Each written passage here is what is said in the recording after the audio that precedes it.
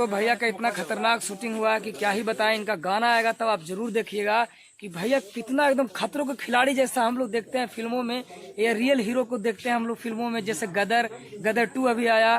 तो आप इंतजार कीजिए, आशीष भैया का फिल्म बहुत जल्द आएगा। क्या भैया बोलेंगे? जरूर आएगा। जिस तरह देखिए, तो चलिए भैया का शूटिंग चल रहा है कंटिन्यू, तो चलिए बने रहिए।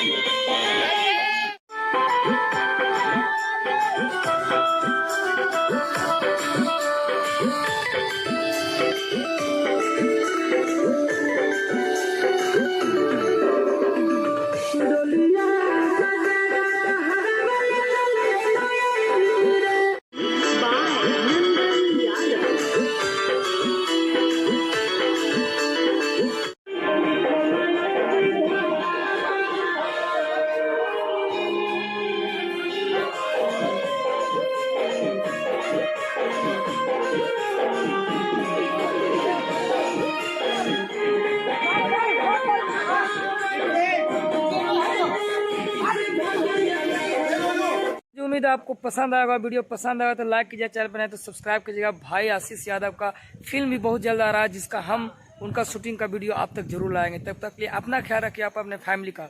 तब तक लिए जय हिंद, वंदे मातरम।